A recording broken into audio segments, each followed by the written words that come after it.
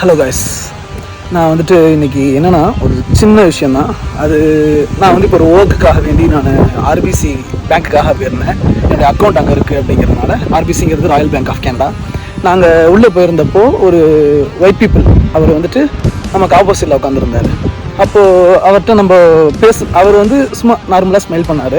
அப்புறமேல் கொஞ்ச நேரத்துக்கு அப்புறம் எனக்கு ரெஸ்ட் ரூம் நான் பார்க்கணும் அப்படின்னு சொல்லிட்டு நான் எந்திரிச்சு போயிட்டு இருந்தப்போ சரி அவர்கிட்ட கேட்போமேன்னு சொல்லிட்டு அவர்கிட்ட ரெஸ்ட் ரூம் இங்கே எங்கேயா இருக்குமா அப்படின்னு சும்மா கேட்டேன் நான். அவர் கேட்டப்போ அவங்க என்கிட்ட என்ன சொன்னார் அப்படின்னா, இங்கே ஆர்பிசியில் வந்து உள்ள ரெஸ்ட் ரூம்ஸ் வந்துட்டு அங்கே உள்ள அஃபிஷியல்ஸுக்கு மட்டும்தான் வந்து யூஸ் பண்ண விடுவாங்க, அலோவ் பண்ணுவாங்க, மற்றவங்களுக்குலாம் அலோவ் பண்ண மாட்டாங்க அப்படின்னு சொல்லிட்டாரு. நீங்கள் என்ன பண்ணுங்கள், வெளியே இம்பார்ட்டன்ஸ் இருக்கும், அங்கே நீங்கள் யாருன்னா வாஷ்ரூம் யூஸ் பண்ணிக்கலாம், நீங்கள் அங்கே போகலாம் அப்படின்னு சொல்லிட்டு சொன்னார். அது அப்படி சொல்லி முடித்த உடனே இந்த விஷயத்தை அவர் சொல்லியிருக்கணும்னு அவசியம் எனக்கு இல்லை.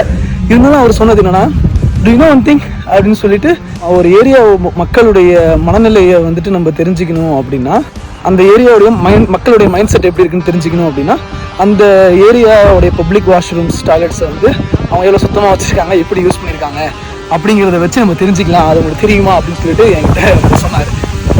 இட்ஸ் ஃபேக்ட் ஆக்சுவலி அப்படின்னு சொல்லிட்டு நானும் அதை அக்செப்ட் பண்ணிட்டு அப்படியே அமைதியாக வந்துட்டேன்.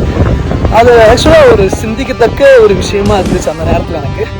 அதான் உங்களுக்கு ஒரு ஐடியாக்காக வேண்டி உங்கள்கிட்ட எடுத்துகிட்டு வரலான்னு சொல்லிட்டு நான் ஷேர் பண்ண நினச்சேன். Think about it.